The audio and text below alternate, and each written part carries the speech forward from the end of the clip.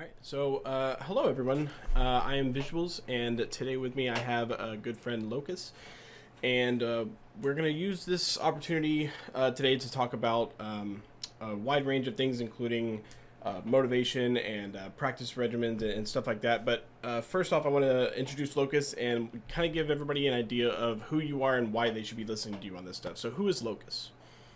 Yeah, so I started as a professional Smash player, and I've kind of transitioned more into the world of coaching now, and now I do coaching for all sorts of games, including like speedrunning games like Hollow Knight, and I've kind of transitioned more into the less technical side of coaching and more into the mental performance side of coaching, as far as like things like motivation, how to practice, how to focus in high pressure situations, how not to tilt, and all of that sort of thing. So I've been doing this for about 3 years now, seriously, and I've been doing a lot of research on my own. So I definitely don't think I know everything, but I've definitely done my research on a lot of stuff. Yeah. So one thing I did want to ask you is, just as a kind of a little side note here, is how did you originally get into coaching? Like, what kind of drew you to that? Because I feel like there are a lot of people that could potentially share their expertise of, like, if they were high-end players and they just keep that information to themselves, they just stop playing, but like, I feel like people like Armada or somebody would have a lot of information to give people of, like, how to deal with being at the top, how to deal with everyone chasing you, stuff like that. So I just wanted to kind of get your insight into why you started coaching and how you got into it. Yeah, so I actually more or less started coaching, or I guess like I could say teaching, when I started teaching piano when I was about 12 or 13 years old. And I did that for a couple years then, and then once I kind of got into competitive Smash, I felt like it was a pretty easy move from me or I felt like I already kind of had the like base skills in order to kind of like teach people things about the things that I was experienced in because of the whole piano experience. So it felt very natural to go from playing into like, okay, I can use that experience to teach people how to play Smash. And then from there, I found that I was just much more interested in the mental side of things than the like technical aspects of the game. And it seemed much more applicable just to like a larger audience of people. So I decided to kind of more generalize into the mental and emotional performance side of things. Yeah, I definitely get that. Just myself, I'm so interested in competition in general, and such a big part of competition is people's mindsets, people's, like, if they choke or if they clutch it out and stuff like that, and I feel like it extends into everything. Like, that's what makes sports interesting, and that's what makes esports interesting, it's what makes speedrunning interesting, is just seeing people either crumble or shine in the moment, and I always thought that was so fascinating. So I'm glad that, like, other people actually find that to be as interesting as I do, because it's not even about whether they won or lost, it's like how they won or lost, you know what I mean? Like, that's what's so interesting to me. So I guess one of the first topics I wanted to kind of start off with here is, let's say you have a goal, right? We'll go into goals in general in a second, but let's say you have a goal. I guess we're doing this a little out of order, but how do you plan your practice? Not how do you practice, but how do you go about making your regimen? How do you go about giving yourself, steps 1 and 2, if that makes sense? Yeah, so I think it really depends on what your goal is. And I think there isn't necessarily like a correct way to practice or a wrong way to practice. Just provided that you are like that your goals line up with what you're doing for practice. So for example, I like to associate a lot of different things with like going to the gym. So like if you're trying to get into shape and your goal is to like get your arms really strong, you should probably be lifting weights, right?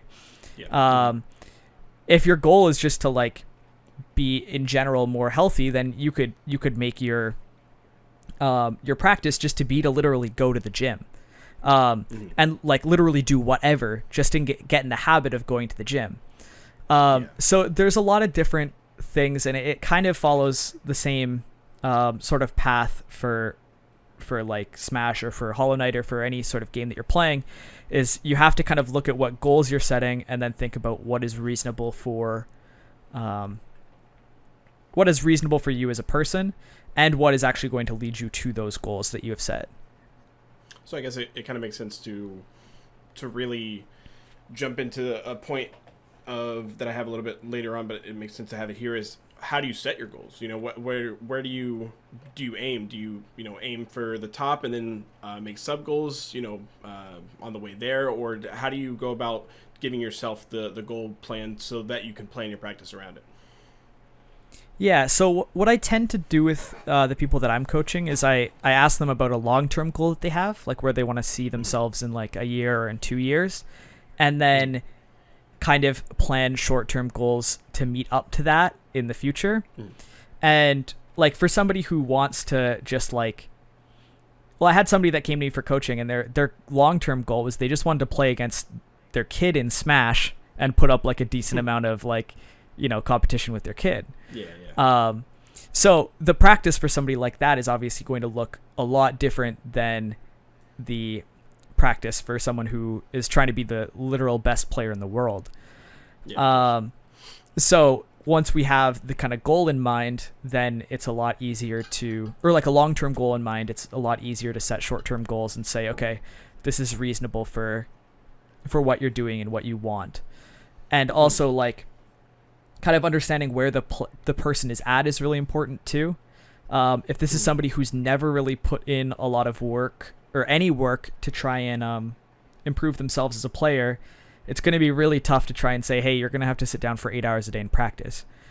Yeah. But if this is somebody who's been playing the game a lot or has already put in a lot of hours of training, it's a lot easier to say, okay, you're going to spend an hour a day on this, you're going to spend an hour a day on that, and then we'll see where it is after a week or 2 weeks or whatever.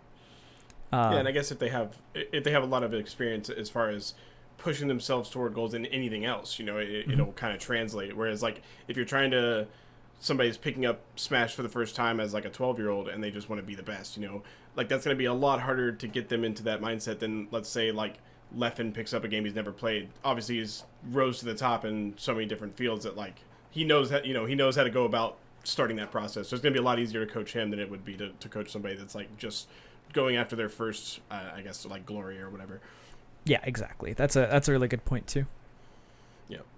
Okay. I did want to ask, do you have any keys for motivation? Because motivation is this like nebulous term that people just use as like, oh, I didn't feel motivated. I felt really driven, but like, I feel like motivation is so fleeting for a lot of people that they just one day they just feel like, oh, I'm going to do everything I can. I'm going to get home from work. I'm going to grind until my hands fall off. And then the next day they're just like, yeah, I don't really care that much. But like, so do you have any way to for people to keep that drive going and to not, let it drift away?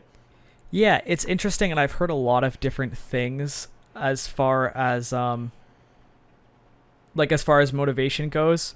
I tend to be kind of along the like school of thought that you shouldn't let your emotions dictate your actions in a lot of different cases. So I'd say for the most part, like it's less so motivation and more discipline. Like being able to practice even when you don't feel like practice is a skill just like anything else. And I think if you're like looking for motivation, you're going to be not necessarily like stunting yourself, but you're just going to be much less consistent than somebody who like exercises discipline and works on like discipline rather than like relying on motivation to practice. If you're able to keep yourself disciplined, which yet again I think starts small, starting with like even 20 to 30 minutes of something a day and slowly working your way up, regardless of how you feel on that day, that's going to build discipline, and you're going to get to a place where you're able to just say, okay, even if I'm not feeling it today, let's put in the hours and get to where we want to be. So makes sense. I think there are tricks and there are like little things that you can do to try and build motivation, but I think it's a lot more effective to try and leave emotions out of the picture where you can, in order to not let your actions be dictated by things outside of you. If that makes any sense. Yeah. I do want to ask, what is your personal opinion on like on how do I word this? Do you think that there's a difference in people inherently, whereas like, Kobe Bryant was somebody who was famous for winning a championship, and then the next day was in the gym like that championship didn't even happen. He didn't care anymore. It was all about the next season. Do you think there's a difference in natural I don't know if natural is the right word, but natural drive levels of people, where some people are just inherently motivated and driven more than other people just from like birth, I guess I would say? Yeah, so I guess there's two kind of sides of that question, and one is whether that natural drive kind of like exists or is taught, like, and I definitely think it's something that's that is taught or can be learned. I think for some people, just their circumstances have led them to it, and they're in a like better place to kind of just kind of like use that, and they don't really have to be like taught it in any hard way. But I think like for somebody like him in that scenario, like it sounds like his goal wasn't to win that championship. The goal sounds like it was to be the best he could absolutely be. Yeah, absolutely. And yeah, I tend to... That does make a lot of sense, that his goals dictated his actions, whereas like if his goal was to win the championship, or even to win 5 championships, he might not be going as hard as like the ultimate goal. I guess the ultimate goal would be being the best your body, your brain, yourself could possibly be, and so since he set that goal that high, you could work out every second of every day, and that might even be, obviously not beneficial, but working out as much as you humanly could, and you would still, maybe even have room for improvement. So yeah, I guess it does go back to like his goal in general. Yeah, and one other thing that kind of like plays into that as well is I think that for most things, tournaments or like the actual like performances that you do aren't really about learning. They're about proving what you already know. So him winning that championship is great for him, and I think for him it proves that his work was important, and it proves that what he was working on was valuable. But it doesn't, like, him actually winning that championship doesn't actually move him that much forward towards like bettering himself as a competitor. It just proves that what he's done is valuable. So yeah, the championship wasn't him improving. The championship was showing that he had improved already, and then he can now go farther if he wants to, which obviously he did. Yeah, exactly. And I think that transfers a lot to like esports or to speedrunning, where like the runs you do in speedrunning aren't really like that great for practice, but they absolutely show where you can and where you have improved on already. And the same goes for competing in tournaments for things. They're not really the best place to learn new material, but they can show you where you need work on, and they can also show you where or if the work that you've been putting in has helped you at all. I guess also it'll show you if the thing you need to work on is how you play in the high pressure situation, because you can't get that in practice. Like, so I guess you have to have the fundamentals of whatever you're playing down, so that the only thing that you have to improve on and work on in the high pressure situation is how you deal with the high pressure situation, if that makes sense. Yeah. And I think there are ways to work on the high pressure stuff outside of tournaments, but it's hard to identify that as a problem without actually doing the tournaments themselves. And I think you're right about that. Yeah, that makes sense. So another thing I wanted to ask about is, do you have any common mistakes or pitfalls that people fall into when they have their goal and they start practicing? What are things to avoid when you actually set out your practice regimen, and what are things that are actually holding people back when they think that they're, grinding as hard as they can? Well, I think the first thing is kind of like recognizing whether the practice you're doing is beneficial. So there are a lot of people who will put like hundreds of hours into one thing, and they're like, well, I'm not really seeing my results change. And it's like, okay, well, if you're putting in that much time and that much effort and you're not seeing any results, like the thing that you're working on isn't helping. And people have a hard time seeing those sort of things for themselves, I feel like. And then also, They think they're putting in the hours regardless, and that's that's all you have to do is just put in the hours. And when in reality they could be practicing a lot more efficiently, or practicing the correct things, and then you would see a lot more results. yeah. So like people say like practice makes perfect, but it's not practice makes perfect. It's perfect practice makes perfect. Yeah. And this kind of also follows with like people not understanding what or where issues come from. So I see this a lot in Smash where people will like they'll be in a high pressure situation and they'll like mess up a kill confirm, and then they'll end up losing the game or the set off of it. And they look at it and they're like, okay, well, I missed this kill confirm. I must have to work on this kill confirm more. And it's like something relatively basic that they've been working on for as long as they've played the character. And they're not able to diagnose where that problem actually comes from, which for a lot of people is, okay, I'm in a high pressure situation. My hands are way more tense than they usually are. My thoughts aren't translating as well as they could to my controller. I'm hesitating because I'm anxious, or because I'm scared, or because I'm excited, or whatever it happens to be. And then those inputs don't come out. And so they go and they practice that thing for another 50 hours. And every time in practice, like they hit it, no problem. And then the next time it comes around in tournament again, it happens the exact same way. Yeah. Makes sense. So yeah, that's definitely one thing. And then I'd say the other like big problem I see with people is letting either mistakes or like strengths become a part of people's identity. And this is something that I haven't talked about a lot, so this might not be the most eloquent way I could put it, but there are a lot of people who are like, man, to give like a Smash example, they're like, man, I'm so bad against this character. And that, after they say it enough times, becomes a part of their identity.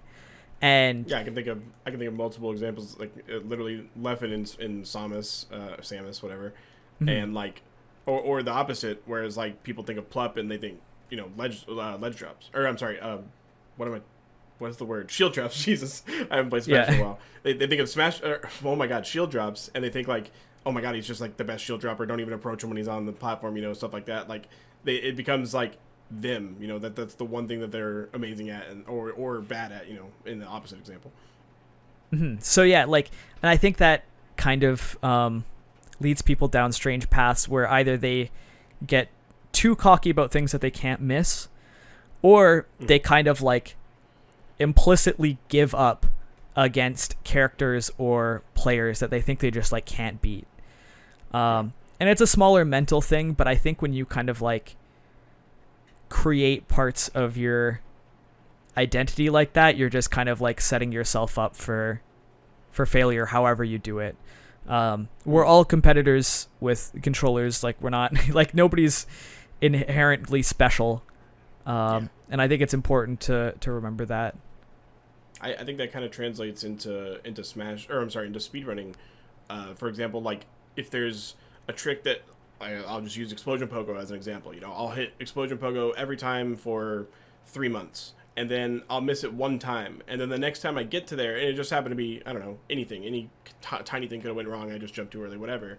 And then the next time I get there, I'm thinking, oh, I missed this last time. Let me actually like try more, and it almost that like kind of makes it to where I'm like putting even more thought into it, and I end up overthinking it and messing it up again, and then I'm like, okay, well now I have a problem with Explosion Pogo. So then I like go into it in practice and I can hit it 1,000 times in a row, but then I get back there in a run, I'm like, okay, let's see if that practice paid off, and then I end up messing it up again, and then now I have a head case. Yeah, and yet again, that's a lot to do with the ego side of things, and like it's obviously not a problem with your hands or the inputs you're doing because you obviously know them, but it's like, as soon as some sort of ego seeps in there, whether it's you're excited about a trick that you want to like pull off and show people, or you're anxious because the last time you hit it you screwed it up, or like, and as soon as that becomes like part of your identity or part of your ego, like it becomes very, very hard to get over. So I guess we can slide into a similar topic, and that's just confidence in general, because I feel like I feel like most people would agree with the sentiment that your performance is very much directly related, or I guess, yeah, related to your confidence level. You know, the higher, more confident you are in your play, the better you'll end up performing. And I can't tell you how many times in every game that I've ever played, you know, the most obvious example for me is in Counter-Strike, where I'll see people make the dumbest plays, but they're so confident about it, and they're so like, I know I'm gonna do whatever, like I'm gonna hit the shot of whoever walks in front of me, that it could be the dumbest play, but because they're so confident about it, it ends up working out. And I'm just like, God, their confidence is just like carrying them so hard. It's so good. Like, you know, if you can have that, go for it. Like, that's exactly what you want. You want to play confident. But I guess it's just your thoughts of how much confidence plays into your gameplay, and how it can actually maybe go too far and end up becoming cockiness and holding you back.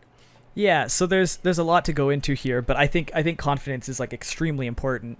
And first of all, like, I think when people look at confidence, a lot of people like don't really understand what confidence looks like. Confidence isn't like, I know this is gonna go perfectly, and like I know it's just gonna work. Confidence is like, I know that regardless of how this goes, I'll be okay. And for some people, like, confidence is like, okay, I'm going to go into this set against like a really good player, and whether I win or lose, like, I'll be fine. And I think that's really, really, really valuable. And then they don't panic, and then it ends up throwing the better player off. They're like, oh my God, this guy's like moving with intent. He's like, knows what he's doing. He's not like shaky. Yeah. So it allows you to play at your peak, because you're not worried about what might happen if you lose, what might happen if you win. It's just like, okay, I'll go in and I'll play my best, which is fantastic.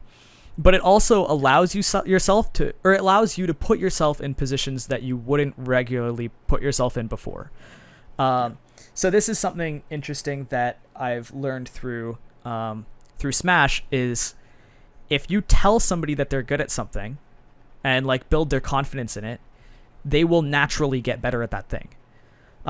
And this is kind of a weird concept. You're like, okay, like if I tell my one of my students that they're really, really good at edge guarding, it's weird that improves their edge guarding. But you think about it. You would almost think it would like make them be like, oh, then that's not something I have to like continue to improve on, so I can just like rely on that and practice other stuff. But you're saying that it makes them better at it whenever you so I tell them that, you know, like, you're really good at edge guarding, and they're like, oh, great.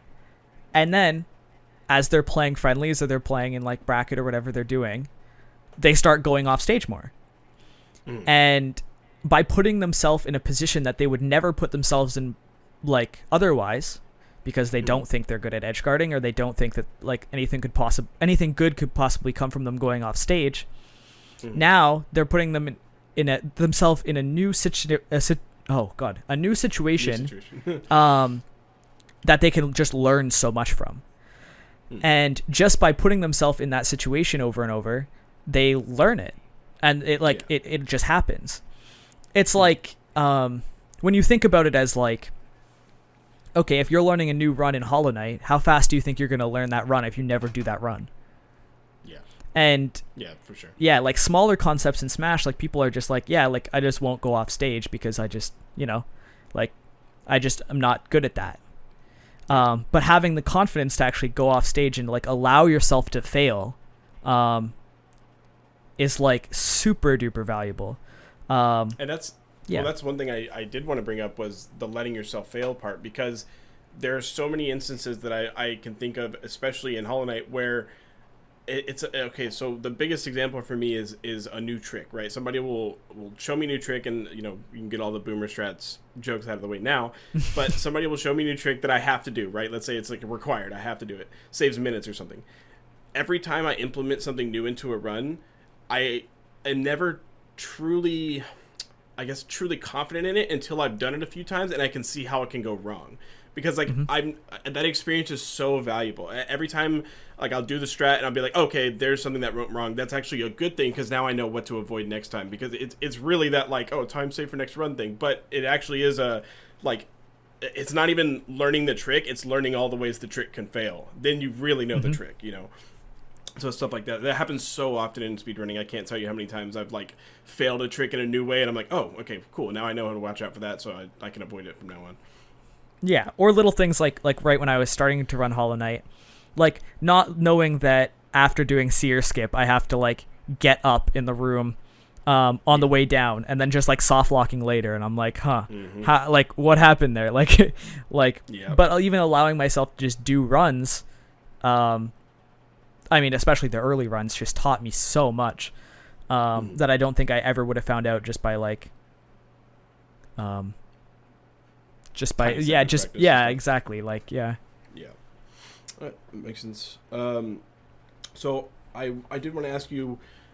You kind of touched on it a little bit earlier, but if you had to describe the healthiest mindset, right, or a healthy mindset, one that you would like recommend, like how do you keep yourself from falling into these very common pitfalls of like because I hear I just want to be the best, or I just want to PB, or I just want to get a world record, or I just want to, make it out of pools. But like, is there a way to, I guess, give yourself a goal that's not quite attainable, but it'll keep you chasing?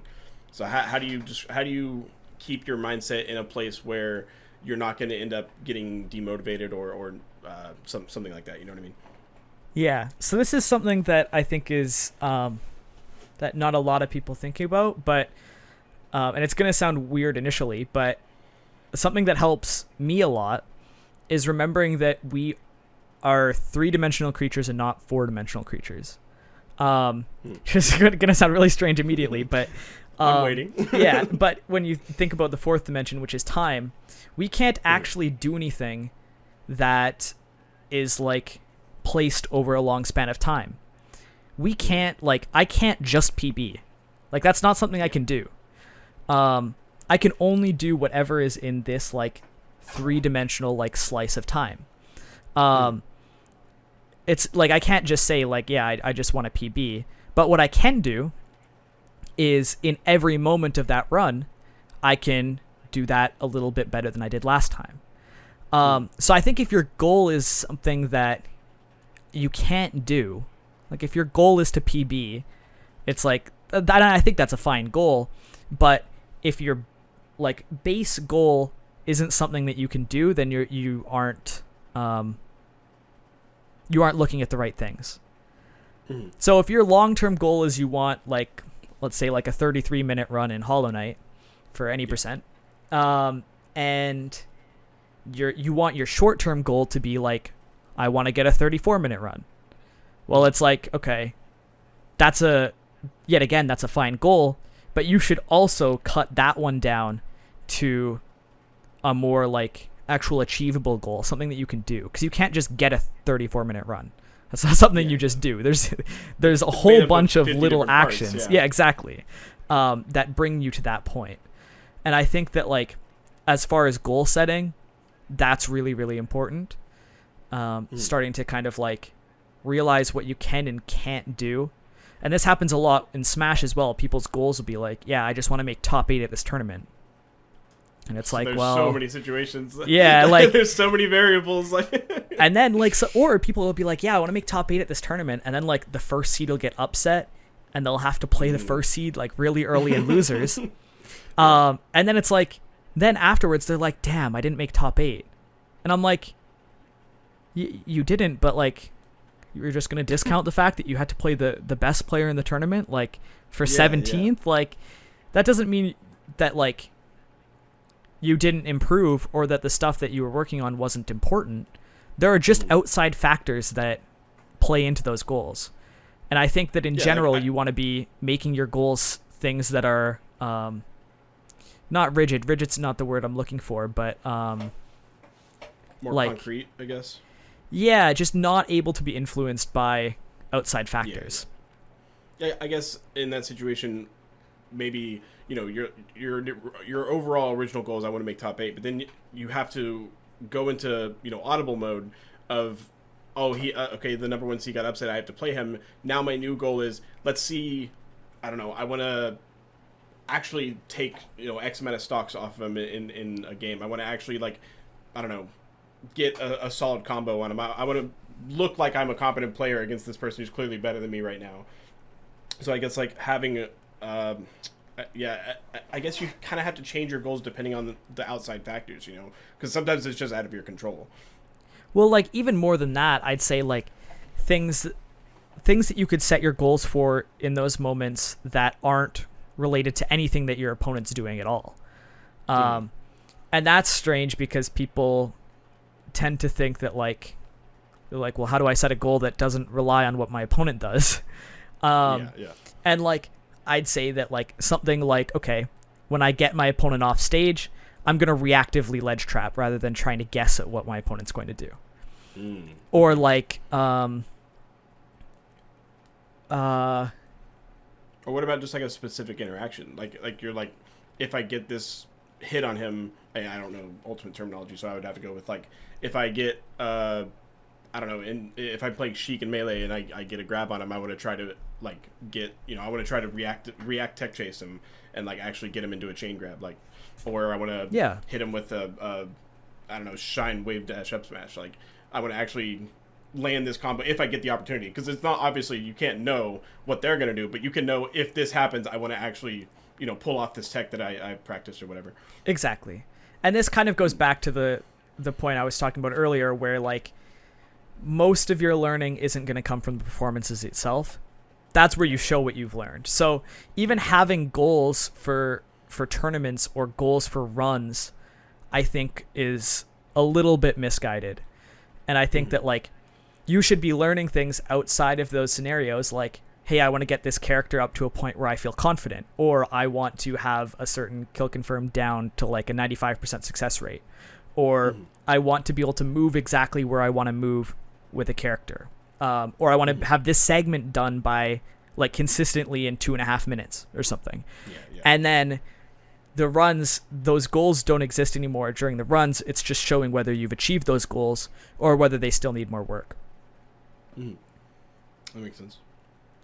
That's basically all the topics I had. I have like nebulous little things here and there. Like I guess I'll end on one more, and that's, what is your opinion versus? It's kind of similar to the question earlier, but what is your opinion on natural talent versus hard work? Do you think that, because like there was a big argument a while back of there's a CS:GO player named Steel who's very adamant that some people, no matter what they do, will never be as good as like the person who's just ridiculously good naturally, and if they work hard, like that person the person A will never catch up to person B if they work the same amount. Do you think that there's an inherent difference between people, or do you think that it's all your upbringing and your hard work combined?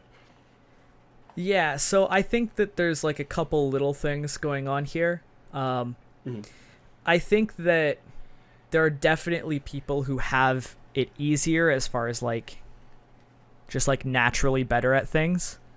But I think that there's so many different skills in most competitive disciplines that can be trained upon, and I think that most people, if they don't have one that they're like decent at naturally, they will have another. Like I don't think that I was exceptionally good technically when I started playing Smash or that sort of game. Like even one of the more basic like confirms with my character in Smash 4 took me like 7 or 8 months till I had it like down technically, like, which is insane. Like he was one of the more technical characters, but like that's a very, very long time. But what I felt like came... Paradunk, is it? No. That one I've had down. But like what I did have is I feel like an advantage on the mental. So I think that even if you're down in one area, you'll tend to have another area where you might have advantages on people. And I also think that just like working hard is important, but yet again, like it's not about how much time you put in, it's about how much effective time you're putting in. So even somebody who's been like, for example, playing piano since they were like 3 or 4 years old, like I've been playing piano for a very, very long time, and I know people who have been playing piano for like 3 or 4 years who are already better than me, because they're putting in more effective time than I'm putting in right now, regardless of how much advantage I have naturally. So I guess in this hypothetical, the person A is the person not built or born with the quote unquote natural talent or whatever, and the person B is the the person that was born with it. So let's say person A, let's say they both did the hypothetical like perfect practice, like, or I guess as close as you could do effective practice, like not, doing it the correct way. Do you think that they would still end up at the same place, or do you think that they are like born a little bit different? And obviously, like you said, they could be better in different ways and at different things, different aspects of that competitive discipline. But do you think that there are inherent differences? I think there could be inherent differences, but I'm not very like interested in what those look like or where those come from. And I tend to believe pretty heavily in like in almost deceiving yourself into thinking that natural talent doesn't exist at all, because I think that getting yourself to that point is the point that tends to lead people to working the hardest. If you believe that you can be the best regardless of what natural talent you might or your like opponents might hold, I think you will tend to work harder. And that's not absolutely true for everybody, but I think There's a bit of a correlation. Yeah, I think like for the majority of people, if they believe that they can do something, they will work harder for it. Like for example, whenever I was first starting in Hollow Knight and I had been running for about 7 or 8 months and I was around 3rd or 4th on the leaderboard, I came to this realization where I saw how everyone talked about the 2 highest people on the leaderboard, which was Trinomi and Fast at CC at the time. And I saw them talk about them as if they were these like untouchable gods. They were just the best and they'll always be the best. And I saw that and I thought to myself, why would I talk about them as if they can't be beat when my goal is to beat them? Like, I can't keep talking about them as if these robots, these untouchable, just absolute beasts, when my goal is to be as good, if not better. So I started talking to them. Yes, they're very, very good. They're incredible. I respect their hard work. I respect their runs that they did. But that doesn't mean I think that they're, like, I can't beat them. I think I'm just as good, if not better. And so I started adopting this mindset of like, I think I should be in that conversation. I think I can be as good as them, if not better. And some people took that as me being like cocky or like disrespecting them. And I was like, no. I fully acknowledge like they are better than me right now, or they've had a better run than me right now. But that doesn't mean that like I can't bridge that gap. And that's basically what the mindset that I adopted back then, and it eventually led to me getting world record a couple months later. Yeah, and I think that that's really, really important, is like understanding that you can do something. I can't count the number of people that I've talked to that like literally just count themselves out before a set begins. Or they'll do this. This is pretty subtle, but they'll say like, "Man, I want to beat this player, but like I can't," or like, "but something," right? And it doesn't even matter what the but is, but even the fact that they put that but in the statement, they're already like implicitly like saying that they can't do it. So that's one thing that I do with a lot of my students is I say, okay, like you're putting like buts in your statements again, and trying to change those to and statements I think is really, really valuable, because it takes away the power of like the excuse, and it says, okay, now I want to beat them and they play this character that is really, really tough for me. Not, I want to beat them, but they have this character that's really, really tough for me. You're like you said, you're counting yourself out before it even starts. Yeah. And you're basically giving them the leg up in the competition before you even step into the the ring or the match or whatever. Exactly, yeah. And this is another like smaller thing. But like your self-talk, or even the way you talk to people is very, very important when you're trying to like deduce how you think about the game.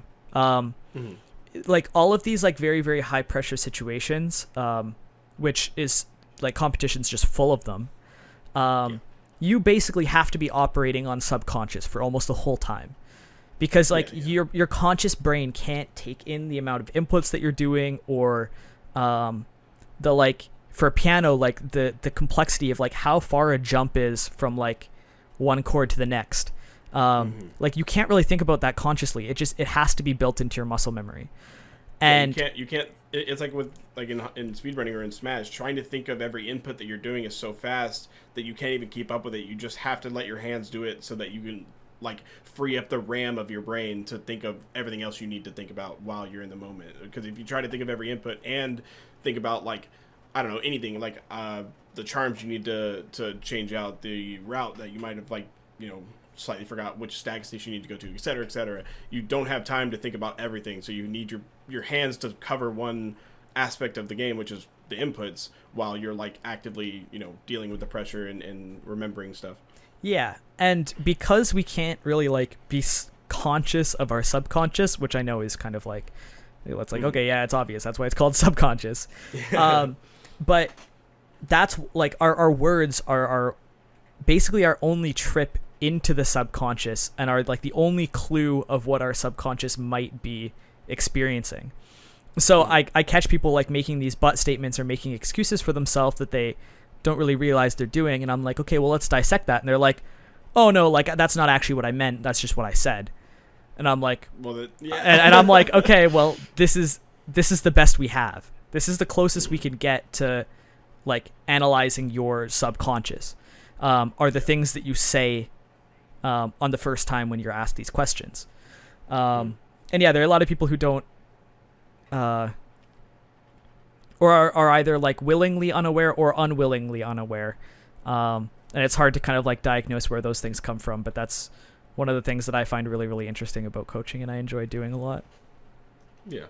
I mean, and I see that in, you know, even in the Hollow Knight Discord now, where I see how people talk about other runners as if they can't beat them. And it's like, well, you know, they're amazing. They're great runners. They've done a lot of work to be at the position they're at, but that doesn't mean that they're like, you can never get there. The fact that you're talking about them as if they can never be beaten, or as if they're perfect, or as if they're robots, you're just counting yourself out of the fight before it's even started. And people do that all the time, and I see it so often. I'm like, just give yourself a little bit of like credit here. Like, actually, you know, if you put in the time and the correct practice, you could bridge that gap. Yeah, and the thing that I see a lot of people struggling with is, how do I really get into this? Well, it's like comfort for a lot of people. There are a lot of people that get to a certain position or like a certain time or a certain like level of a skill, and then they stop putting in the work. And I feel like that tends to come from being comfortable with where they are and trying to avoid the often like lots of very negative emotions that come from like failure. And they close themselves off to the potential for the really high end of the emotional spectrum, which is like, you know, success, joy, passion, love, like all of that. But as they close themselves off from that, they also, well, they close themselves off from the top end by closing themselves off from the bottom end. Yeah, and if I'm not sad, I can't be happy. But as long as I don't dip below this threshold, I won't go above that threshold. So they're just comfortable in their little middle ground. Yeah, exactly. And they kind of like shrink that middle ground down, because I think with any like chance for positive emotion, you're also taking a chance for negative emotion. Yeah. It's like the same thing of like getting into a relationship. It's like a big gamble, and you're gambling on, you know, things could go perfectly. You could find like the love of your life, but at the same time, you're also opening the floor to where if it does fall out from under you, then like you feel worse than you have in, you know, years or whatever. Like it's the same. You know, you have to be open to the negative. I mean, I guess the same thing is like gambling. You have to be open to going bankrupt to give yourself the chance to win, if that makes sense. Yeah, and this is something that I think is like extremely important for competition, is kind of like rewiring how you think about failure, and kind of like, and I think this is where confidence is really key, is allowing yourself to feel those negative emotions and go through those negative times as kind of like a buy-in for the positive times, right? Like each time that you fail and each time you go through all those negative emotions, you're opening yourself up for the chance of something amazing happening there. And I think if you're aware of that, like that kind of like 50-50 risk each time it happens. It's a lot less painful in those moments where you do fail, because you're like, okay, this just means I had a chance to do something great. And it allows you to show gratitude for that. And it allows you to say, okay, this happened and I'm fine. And then next time that comes up again, rather than saying, damn, I got burned really hard last time this situation came up, you're able to say, okay, last time it didn't go well, but I've learned from it. And this time I have that same chance again, but I have new knowledge, and kind of like allow yourself to push yourself past your limits, I guess. Makes sense. I thought of one more thing I wanted to ask you, and it's a conversation that happens once, I don't know, every 2 months in the Hollow Knight Discord, or in speedrunning Discords in general, I think, and that's the idea of baby strats, of starting off with, things that I guess it kind of comes down to like what your goal is, but I wanted to know what your thoughts on going for like the easy safe strats first, because my thought process has always been, if you're okay, so I love the idea of self-improving, right? That's what's always driven me in every competitive game I've ever played, in speedrunning as well. And I love watching myself get better at something, because I think it's really fun. That's my gratification, or my satisfaction, whatever. Mm-hmm. And so when I first started, I was doing all the baby strats because I was thinking, I want to get as good of a time as I can with these, and then I'll slowly phase them out one at a time, because then, let's say I get a 5-second PB, that's better than I did yesterday, so that's fine. I'm fine with that. And I was okay with the slow growth as long as I was constantly improving, and then I would I would get rid of going around and start doing explosion pogo, then I would go and I would start doing QGA, et cetera, et cetera. So I guess what I'm asking is, do you think that there's one that's inherently better than the other, or is it situational? Yeah, so this is another one of the things that I think is just strictly dependent on what your goals are, right? Mm-hmm. And where your goals come from, I think is also very important. So like, this is a little bit more strange as a concept, but like, well, first we'll just touch on like what your goals are. So if your goal is to get like world record in a category, I feel like any time spent on strats that aren't a part of the world record run is time wasted. Now, I understand also that not everybody's looking for a world record run. And there are a lot of people who just, they just want to get like a run that they're happy with. And for some people, that doesn't involve doing all the craziest strats. That just involves like slowly whittling down their time. But then also like where those goals come from is important. So like for me, when I started playing Smash, before I started playing, like competing really, really hard in Smash, I was trying to decide what I wanted to do, whether I wanted to compete really, really hard in League of Legends or whether I wanted to do Smash. And I decided on Smash tournaments because I liked being in a large group of people and like having that social aspect. Yeah. And part of my goals and why I wanted to get really, really good is because I had just moved to a new province up here in Canada, and I didn't really know anybody. And I thought that if I got good, I would have a much easier time making friends. So that was why I wanted to get good. And that drove my goals as well. And so there are people, I think, in like the speedrunning community who like really like getting PBs, because then they can post about their PBs and get the gratification for them, right? Yeah. And for somebody like that, actually like getting progressive PBs that are only like seconds ahead is actually really good for them, because it maximizes that. Well, see, and that was always my argument, was that so for example, there was a runner that started near the same time as I did, named Babai. He's a Celeste runner now, and he started around the same time as me, and he just jumped way faster than me. He went straight like to like number 3 like really, really quickly.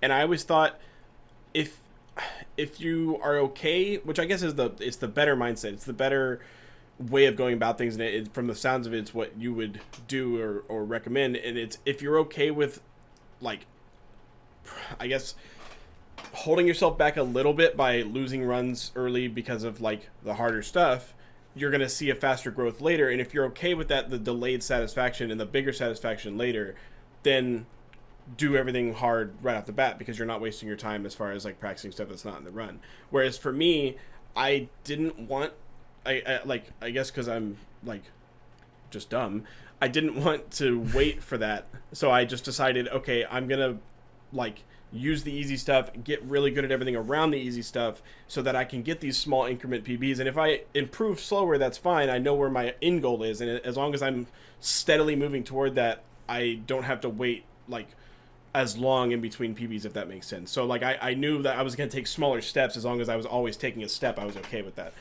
Yeah. So yet again, like I actually don't really try and put a value judgment on whatever people choose in those areas. So I think it sounds like for you, with what your goals were for speedrunning, that like doing those baby strats and getting like more incremental PBs is probably like what worked for you. But like, for example, if I were to go into Hollow Knight and like specifically like my goal is to get world record, I probably wouldn't do runs.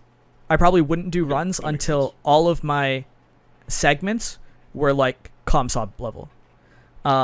Because the fastest way to improve at each of those segments is just to do them over and over and over again.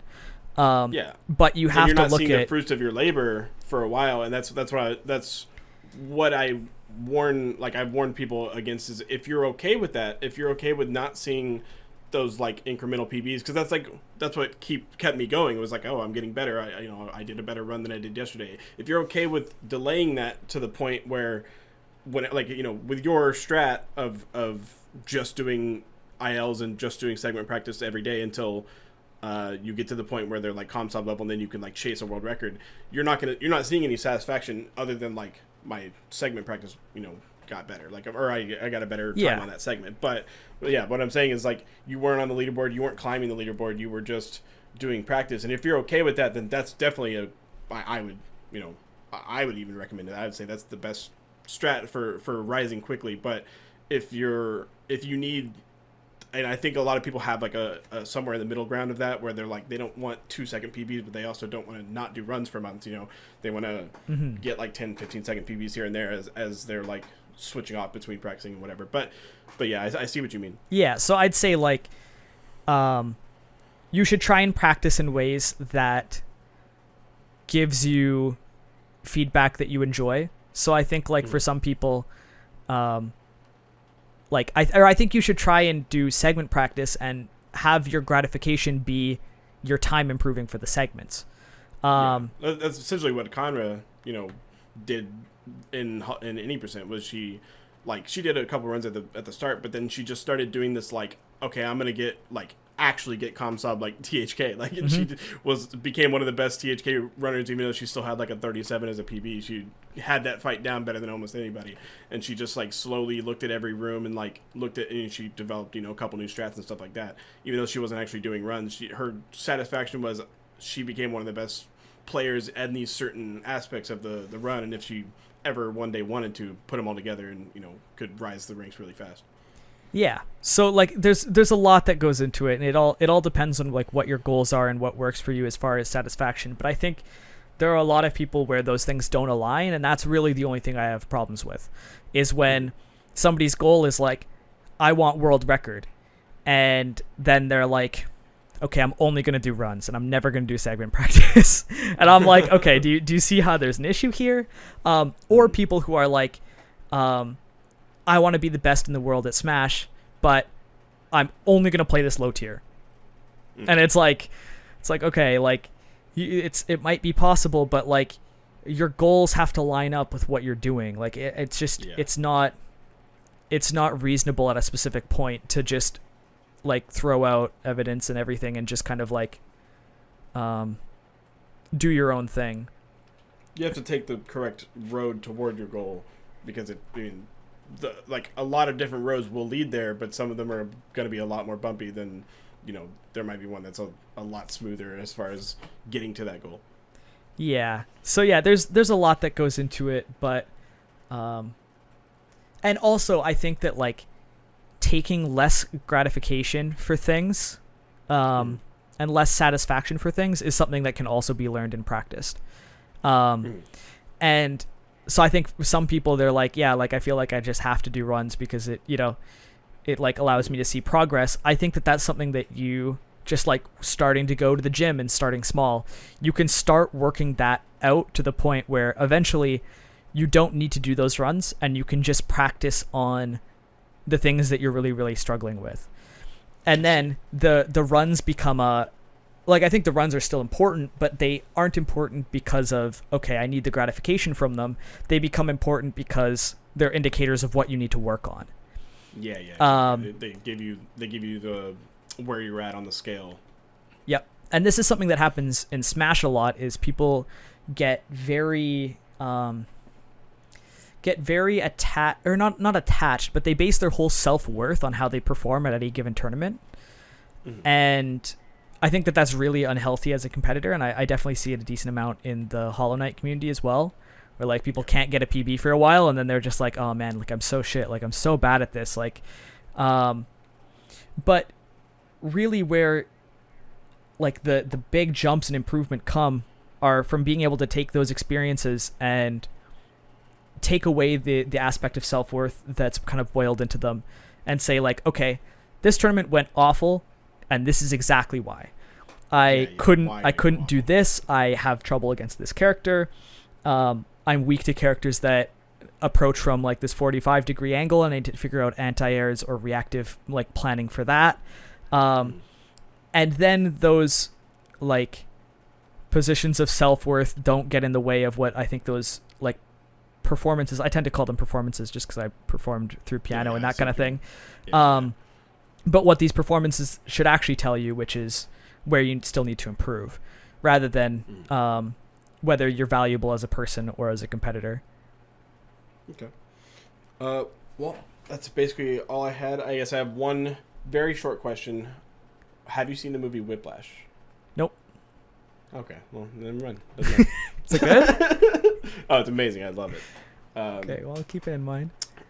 It's just, we had this conversation on my stream regarding what the movie meant, as far as, because it's about a teacher at a college like that does drumline, and he's like the most hardcore screaming, yelling slurs at his students, like piece of shit asshole teacher, but he makes greatness, if that makes sense, by pushing them so hard. And one of my viewers was saying that it gave off the message of like, oh, that's a good thing. And I was like, I completely disagree. I think it sends the worst message. I think it shows that that's like horrible and no one should ever have to go through that.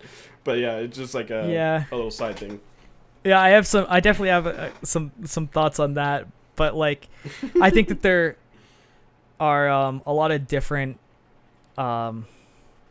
methods to coaching, and a lot of different how do I word this properly? Like when I went into or when I was just starting coaching, I had an idea of what I thought the optimal mental like state for competitors looked like. Yeah. And I talked to some of the top players about how they thought and how they played, and I was quickly like shown that there isn't one correct way to think. But you can abstract things from all of the correct ways to think to build a model of what works and what doesn't. And I think it's very similar with coaching, right? So like for playing, it's like, okay, I found that one thing that I've abstracted away from everybody that I've talked to is that as soon as ego gets involved, play like gets worse and focus gets harder to but people have so many different ways to get rid of ego, to get rid of outside distractions and just focus on the game. And what works for one person doesn't work for another. And I think like for coaching, it's a similar thing where some people have like a really like I think people have to respect their coaches for the coaches to be able to do anything. And some coaches get their respect by being like really harsh and being like, "Hey, this is what's right, and you're either going to listen to me and you're going to learn, or you're not going to get any shit done." And some coaches get their results from, being open with their students and kind of like building a rapport with them. And that's generally the way that I tend to go as well. But I I've seen the other side in action, and I know just how effective it can be with different people as well. Yes, that's definitely. I think it also depends on your student and what they respond to. You know, some people will get yelled at and they'll shut down, and some people will like really flourish under that because they need a hard hammer against the iron, whereas other people, they need to feel like they're being given advice by a friend, if that makes sense. Yeah, and I think that that's one of the things that I enjoy most about coaching is like trying to become kind of like a chameleon coach for my students and be like, okay, this is what my student needs from me at this moment. And like understanding like, okay, if I just tell them this thing, they're not going to listen to me. But if I like bake this thing into like a compliment for this person, then they will actually internalize it. Or this person doesn't want like gratification. They just want to be told what's right or wrong. And there's some people that I've coached that are just like, okay, what do I need to know? I give them the answer and they're good. But then there are other people that I kind of have to try and figure out like, how do I tell them these things that will allow them to actually work on it and to motivate them to actually want to work on it. And I think that's what really interests me about coaching the most is trying to be the best coach I can for other people rather than having one like rigid technique that is just like, okay, if you don't want to follow this, then you're not going to learn anything from me. Mm-hmm. All right. Well, I thank you. I appreciate you coming and talking with me today. I'm hoping to get this edited and put on YouTube pretty quickly. And like I said, I don't know if it's going to be a regular recurring thing with guests or if I just put this out there and leave it. We'll find out, I guess. Yeah. Last thing, just be really careful about calling yourself a choker. Because you will keep choking if you make that part of your identity. No, yeah, I actually, I don't know if I've ever told you this or told anybody this, but like the reason I started streaming is because I always thought of myself as a choker, and then I started streaming because I wanted to get used to the idea of people watching me, and yeah, I definitely like it's normally always said in like a moment of like high emotions, and then I'm like, you know what? No, I'm really not. Like I know I'm not. Like I have a pretty healthy mindset as far as that goes, I think. But yeah, I just like. I couldn't believe that I died in that moment at the end of a run, and I was just so frustrated. Yeah, but even yeah, like being careful about like having it as a joke. Yeah, because I think that like a part of your ethos, Exactly. Yeah. Like it. Yeah. Even people who like use like self-deprecative humor like tend to have lower self-esteem and that sort of thing.